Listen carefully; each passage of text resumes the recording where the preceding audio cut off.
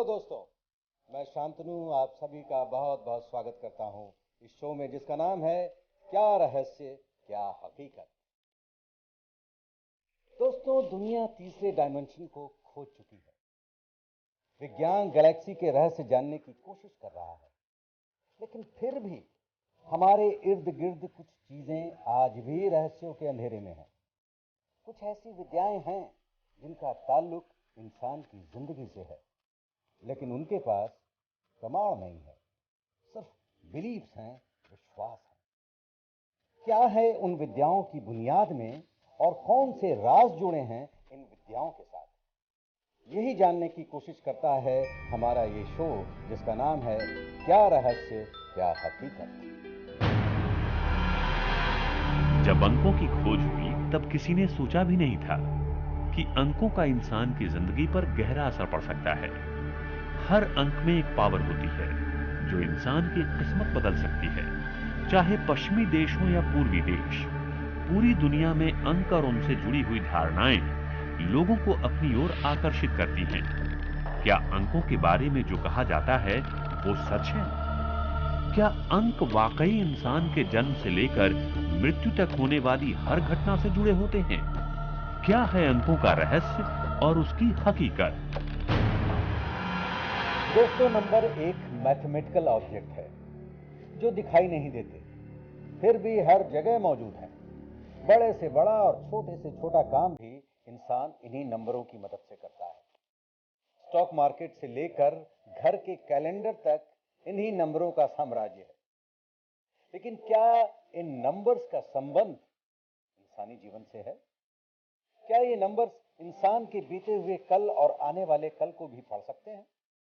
Numerology से जुड़े इन्हीं रहस्यों की हकीकत जानेंगे न्यूमरोलॉजिस्ट मिस्टर समीर शाह से, जो इस वक्त हमारे साथ स्टूडियो में मौजूद है। Hello Sameer and welcome to the show. Sameer, ये जो अंक ज्योतिष न्यूमरोलॉजी है, इसके बारे में कहीं ना कहीं हम लोगों ने पढ़ रखा है, सुन रखा है, और कहीं ना कहीं टूटी फूटी नॉलेज भी रखते हैं कि 5 का ये होता है, 7 का ये होता है, लेकिन वास्तव में ये विज्ञान क्या है इसकी जानकारी दूर दूर तक नहीं। तो जरा रोशनी डालिए कि ये न्यूमरोलॉजी अंक ज्योतिष है क्या। सबसे पहले ये सबके लिए ये बहुत ही इंपॉर्टेंट चीज समझने के लिए है, हम इंसान, हर इंसान के लिए, कि सन, अर्थ एंड ह्यूमंस, ये तीनों ऑर्गेनिकली कनेक्टेड है।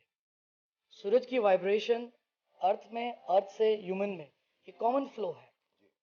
सूरज पे जो भी बदलाव आता है उसका प्रभाव अर्थ, धरती, यानी और इंसान सब में आता है।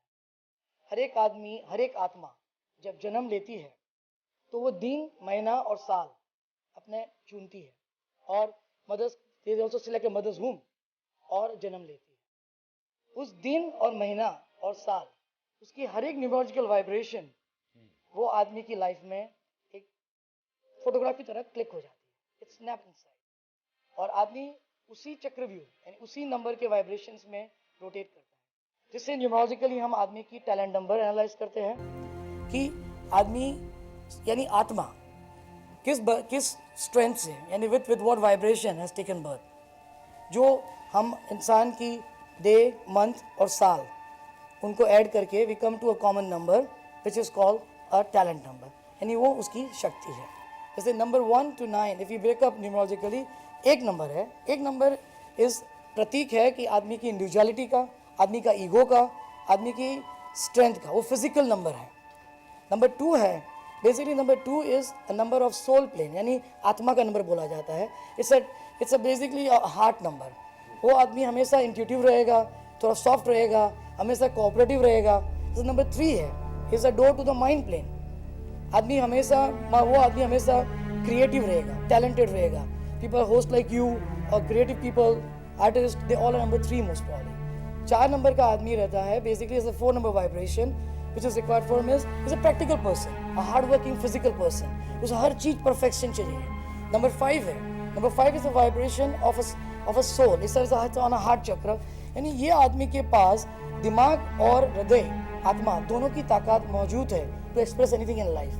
Number 6 is a creative number, And along with that is a number of social atmosphere, is a social reform. You see number 6 is basically a number of, it's like a pregnant pause, it's a pregnant number.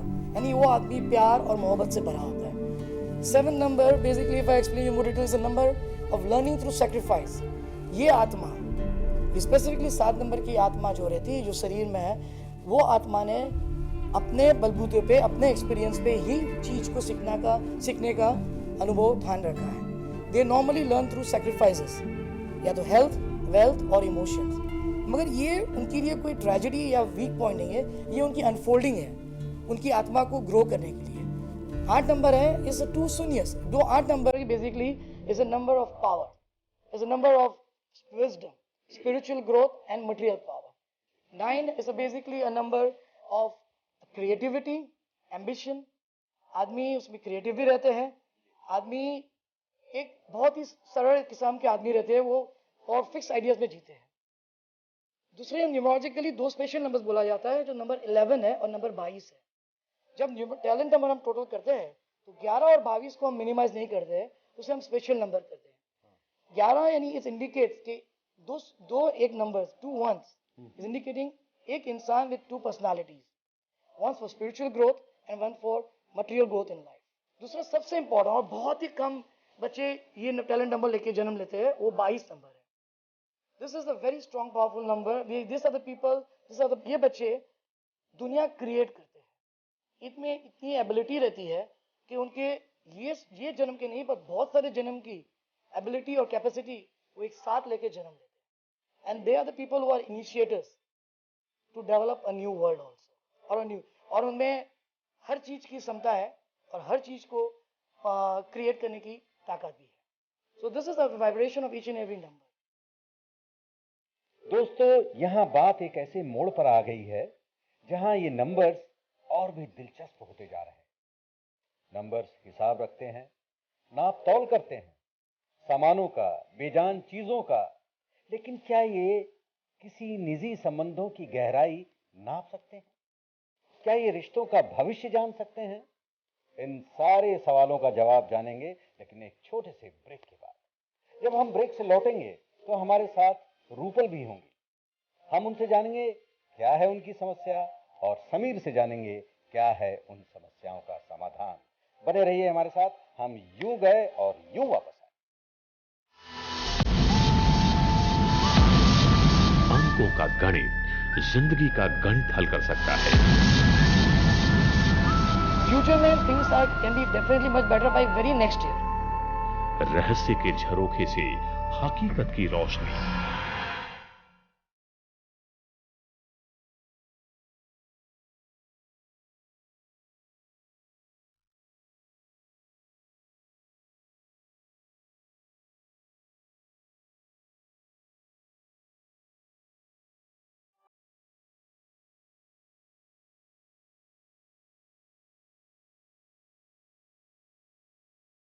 Break के बाद आपका बहुत बहुत स्वागत है दोस्तों. बात बड़े दिलचस्प मोड़ पे पहुंच चुकी है. हम बात कर रहे हैं न्यूमरोलॉजी की. अब तो रूपल भी हमारे स्टूडियो में पहुंच चुके हैं. आइए उनका स्वागत करते हैं और जानते हैं उनकी समस्या क्या है. फिर समीर से पूछेंगे कि रूपल की समस्याओं का समाधान क्या है. रूपल, आपका बहुत बहुत स्वागत है स्टूडियो में. Thank you. सबसे पहले तो ये बताइए कि क्या कष्ट है आपके जीवन में, क्यों इतनी मुश्किलें झेल रही हैं आप, क्या परेशानी है? मेरी शादी को 10 साल हो चुके हैं जी. शुरू के 6 साल तो बिल्कुल फेरी टेल्स की तरह सब अच्छा चलता रहा, लेकिन पिछले 4 सालों से प्रॉब्लम्स आने लगी. मेरे हस्बैंड को बिजनेस में लॉस हुआ और उसकी वजह से फिनेंशियल प्रॉब्लम्स शुरू हो गई. वो बहुत चिड़चिड़े और बड़े शॉर्ट टेम्पर्ड हो गए और घर में रोज़ झगड़े होने लगे. मैं करियर वूमन हूँ, मेरे सामने इस समय बहुत सारी अपॉर्चुनिटीज़ हैं और मैं चाहती हूँ मैं उन पर कॉन्सेंट्रेट करूँ, और मैं अपने हस्बैंड को भी बहुत प्यार करती हूँ. लेकिन अब मेरे लिए मुश्किल होता जा रहा है ये झेलना, ये शादी को आगे बढ़ाना, चलाते जाना, और साथ साथ अपने करियर पे भी ध्यान देना. वो भी मुझसे अपनी डिमांड्स, उसकी भी अपनी डिमांड्स हैं, उसको भी पूरा करना है. तो वो सब चीज़ें एक साथ डगमगा रही है बहुत. और मैं ये जानना चाहती हूँ, मुझे किसी ने समीर जी के बारे में बताया था, तो मैं न्यूमरोलॉजी की सहायता से जानना चाहती हूँ कि मुझे क्या आपकी करना चाहिए? बर्थ डेट, आपके हस्बैंड की बर्थ डेट और आपका फुल नाम, न्यूमरोलॉजी में हमेशा फुल आपका पूरा जो मिडिल नेम होता है और birth date, day month and year, ये सबसे महत्वपूर्ण चीज है कि उसी से हम बर्थ चार्ट बना पाते हैं और we can go on inner self of the birth chart. तो आप मुझे आपकी बर्थ डेट और आपका नाम पूरा और आपका हस्बैंड का पूरा नाम और आपका हस्बैंड की बर्थ डेट ये मुझे बताना होगा। मेरा नाम रूपल सिन्हा है और मेरी डेट ऑफ बर्थ है 4th of Jan 1970 और मेरे हस्बैंड का नाम आशुतोष सिन्हा है और उनकी डेट ऑफ बर्थ है 13th of May 1965।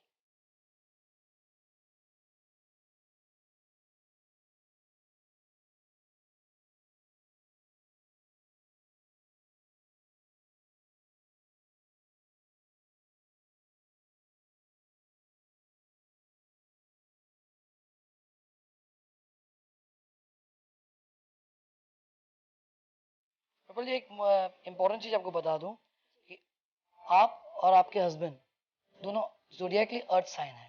न्यूमरोलॉजिकली आपके दोनों के वाइब्रेशन अलग है, आप 4 नंबर है और आपके हस्बैंड 3 नंबर है। As per your birth chart आप हाइपर सेंसिटिव हो and you are a practical person. Most important चीज है ये आपका जो समय चल रहा है, ये एक बदलाव का समय है। आपके पास बहुत सारे नए नए रिलेशनशिप्स, नए ऑफर्स, नई चीज आ रही है और पुरानी खत्म भी होती जा रही है और ये आपका पीरियड ये करीबन 2 साल तक और रहने वाला है। अलॉन्ग विद दैट आपकी एक चैलेंज जो साथ में है to remain practical and focused, यानी हर एक आपका अप्रोच प्रैक्टिकल होना और फोकस रहना बहुत जरूरी है। सो ये समय जब 3 नंबर की पीक चलती है न्यूमरोलॉजिकली, उस समय पे आप ज़्यादा सोशलाइजिंग है, you meet new people, you interact very well, नए काफ़ी आपके पास क्रिएटिव वर्क खड़े हो जाते हैं और आप कर भी पाते हो और यानी आप पूरी पॉजिटिव एनर्जी में फ्लो कर रही है। साइमल्टेनियसली अगर मैं आपका हस्बैंड का बर्थ चार्ट देख रहा हूँ मैं, since last 3-4 years he is into a peak of 7। Numerologically हम कहते हैं कि पीक ऑफ 7 है। 7 का vibration is basically a number of knowledge, a number of learning. उस समय में कमर्शियल ग्रोथ और कमर्शियल अपलिफ्टमेंट बहुत मुश्किल हो जाती है। सो यू कैन अंडरस्टैंड आप दोनों एक दूसरे से टोटली कॉन्ट्रडिक्ट कर रहे हो। आप जो चीज़ उठाना चाहते हो वो चीज़ वो पैकअप करना चाहता है। इस वजह से आपके और प्लस आप जो बता रहे हो 2-3 साल से आपकी ये प्रॉब्लम्स चालू है क्योंकि ये वाइब्रेशन सिंस ऑलमोस्ट 5 साल से उनकी लाइफ में चल रही है। और I would advise for a very positive thing कि आप अगर डिवोर्स लेना या सेपरेट होने के बाद सोच रहे हो तो ये चीज़ आपको अवॉइड करनी चाहिए क्योंकि ये वाइब्रेशन उनकी by end of 2011 will come to an end. Next year आपके लिए भी बड़े नए ओपनिंग्स हैं and new exposures are there for him also, even in his career, काम और बिजनेस में जहाँ पे भी हो, he will get lot of new opportunities. In fact अगर वो धंधे में है तो कोई नया करियर, नया डेवलपमेंट करना उसके लिए बहुत ही परफेक्ट टाइमिंग है। एंड ये जो चीज़ है समस्या, he is exactly coming out of it. And the most important thing I will explain you is कि आपका हस्बैंड बेसिकली आपका चार्ट जो है उससे ज़्यादा प्रभावित and more strong vibration chart आपका हस्बैंड का है। Is this matter of 6-7 years he is again moving to the peak of 7, same peak है, but now he's at that time he'll be more experienced to handle this situation. And the most important thing is उनकी life में उस वक्त में कोई challenges नहीं है, means वो जहाँ चाहे वो अपने आप को ग्रो कर पाएंगे और अपने आप के लिए फोकस करके अपने आप को ग्रो कर पाएंगे। सो फ्यूचर में things can be definitely much better by very next year. ऐसा नहीं कि आप 2-4 साल पेशेंस रखिए, ये नहीं, मैं आपको बता रहा हूँ numerologically I can say the next year can be a new opening for both of you and you basically zodiacally you are both are supposed to be together. There cannot be anybody better for a Taurian than a Capri, and a Capri के लिए there cannot be anybody better than a Taurian. So have patience and if you have this awareness, आप में अगर ये समझ आ चुकी है, चाहे आप अपने हस्बैंड को समझा ना भी पाओ, बट आप अवेयर हो। न्यूमरोलॉजी की पूरी थियरी है और सेल्फ अवेयरनेस, कहीं उसके कोई सोल्यूशंस नहीं है मगर self awareness is only thing. जब आप अपनी प्रॉब्लम को मिरर में देख पाते हो, समझ पाते हो, तो आप उसे अपने आप हैंडल करते हो। Thank you Sameer. समीर, मैं आपसे पूछना चाहता हूँ कि आपने इनकी समस्या को एनालाइज किया कि ये हो सकता है, क्या यही सॉल्यूशन है इनकी समस्या का कि ये सही समय का इंतज़ार करें या इमीडिएटली कोई उपाय सुझाएंगे जिससे इनको तुरंत कोई फ़ायदा पहुँचे उससे? तो वैसे न्यूमरोलॉजिकली सेल्फ अवेयरनेस न्यूमरोलॉजी इतनी साइंटिफिक चीज़ है कि यहाँ पे self awareness is the most important thing. मैं एक चीज़ आगे समझा जो बहुत ही इंपॉर्टेंट है समझने जैसी है कि कुदरत जो करवाना चाहता है वो आपके न्यूमरोलॉजिकल बर्थ चार्ट में दिखता है। हमें हमारे लिए एक ही समस्या, एक ही चीज़ है हमारे लिए सोल्यूशन, कि जब आदमी अपने दरवाजे पे सर पटक रहा है कि खुले खुले करके, हम एक ही कोशिश करते हैं कि बाजू में भी एक विंडो ओपन है which is going to the same direction of life. All you got to do is just move your path from the door to the window, क्योंकि सेल्फ अवेयरनेस ये एक ही सोल्यूशन है। उसके अलावा basically there are a lot of things I do not like to discuss on those lines, but numerologically is a scientific thing and science believes in reality and practicality. हम नहीं बोल सकते कि आप कोई स्टोन पहनिए या कोई पूजा कीजिए, उस कोई मतलब हमारे लिए नहीं रखता है। हम ये समझाना चाहते हैं कि आपकी ये चैलेंज है और आपकी ये स्ट्रेंथ है, आप दोनों का इस्तेमाल करिए और you move ahead in your life. और पेशेंस के साथ सही वक्त का इंतजार करिए, क्योंकि आप समस्या समझ चुके हैं। And important thing is nature never wants to harm you. ने कुदरत कभी आपकी कोई चीज बिगाड़ना नहीं चाहती है, और ये चार्ट में दिख रही है कि आपकी कोई मैरिज की ब्रेकअप की शक्यता नहीं है। आपको इसमें आपको एक ही चीज संभालना है और आपके बर्थ चार्ट में कि आप जो फील्ड में, आप जो सोशलाइजिंग एटमॉस्फेयर में हो, उसमें आपके रिलेशनशिप, क्लोज फ्रेंडशिप, आपको उसकी थोड़ा अवेयर रहना पड़ेगा, क्योंकि कभी आप इन्वॉल्व हो भी गए तो भी आपका हार्ट ब्रेकिंग की शक्यता ज्यादा है। So you got to be cautious about that, of maintaining a distance, maintaining probably maybe a distance in relationships also. ये आपके लिए important चीज है। So on the whole, patiently she had to wait for the right time. Yes, that is important. This is the only solution. Yes. Rupal, Sameer को भी आपने सुना, सारा विवरण उन्होंने बताया, सहमत हैं आप? हाँ, मुझे काफ़ी तसल्ली मिली है और एक उम्मीद की किरण जागी है। अब ऐसा लगता है कि कुछ अच्छा हो सकता है। जैसे काली अंधेरी रात खत्म होने वाली है और पौ फटने वाली है। बिल्कुल। और बहारों का मौसम दस्तक देने वाला है। जी। हैं? जीवन फिर से सुखमय होगा। हैं? ये आशा बनने लगी है। आशा बनने लगी। बस हमारी यही शुभकामना है रूपल, किसी आशा की उंगली को पकड़े हुए ये बुरा वक्त थोड़ा सा और गुजार लीजिए, फिर तो सब बल्ले ही बल्ले है। हमारी शुभकामनाएं आपके साथ हैं। आप हमारे स्टूडियो में आई, बहुत बहुत शुक्रिया आपका। समीर, आपका भी बहुत बहुत धन्यवाद। आपने बड़ी ही अच्छी तरीके से रूपल की समस्याओं का समाधान किया, बड़ी खुश नजर आ रही हैं। आपका भी धन्यवाद, आप हमारे स्टूडियो में आए। Thank you. विज्ञान के पास तो तर्क है और इन रहस्यमयी विद्याओं के पास है विश्वास। तर्क मजबूत होते हैं, अटल होते हैं, लेकिन विश्वास कमजोर पड़ सकते हैं, बदल सकते हैं। अगले एपिसोड में हम तर्क और विश्वास के बीच और एक रहस्यमय विद्या से आपको रूबरू करवाएंगे। बस आप देखते रहिए, क्या रहस्य क्या हकीकत। नमस्कार।